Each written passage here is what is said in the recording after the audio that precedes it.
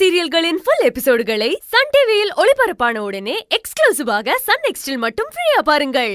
ஆமா, இது அஞ்சலி பண்ணிருக்க மாட்டாங்கன்னு தோணுது. என்ன ஏதுன்னு விசாரிக்காம அவங்க மேல பழி போட வேண்டாம்.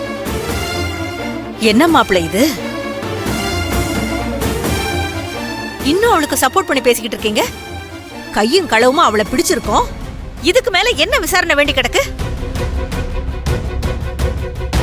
ஏதோ நம்ம அதிர்ஷ்டமோ என்னமோ, இவ நகையோட வீட்டை விட்டு ஓடுறதுக்கு முன்னாடி நம்ம கிட்ட மாட்டிக்கிட்டா. நம்ம நகையும் நமக்கு திரும்ப கிடைச்சிடுச்சு. இல்லனா யோசிச்சு பாருங்க, மொத்த நகையும் போயிருக்கோம்ல. இதுக்கு மேல இவளை நம்ம வீட்டுக்குள்ள வச்சிருக்க கூடாது, அடிச்சு துரத்தணும். ஆண்டி, மேடம், சத்தியமா சொல்றேன், நகைக்கும் எனக்கும் எந்த சம்பந்தமும் இல்ல. இந்த நகை எப்படி இங்க வந்துச்சுன்னு கூட எனக்கு தெரியாது.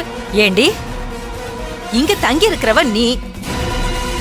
இத நீ கொண்டு வரலனா நகைக்கு கையும் காலும் முளைச்சு அதுவா நடந்து வந்திருக்குமா? எங்களெல்லாம் பார்த்தா உனக்கு எப்படி தெரியுது?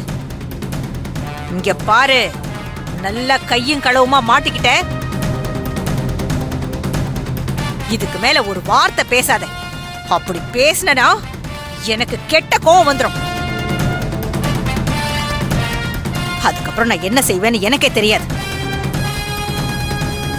எதையோ குளிப்பாட்டி நடு வீட்டுல வச்சாலும் அது புத்தியதான் காட்டுமா. நல்லா காட்டிட்டடி. நல்ல வேளை நகை எடுத்தப்பவே மாட்டிக்கிட்டேன். இல்லனா எங்க எல்லாரையும் ஆளை வச்சு கொன்னு எல்லாத்தையுமே எல்லாம் எடுத்துட்டு போயிருப்பேன்.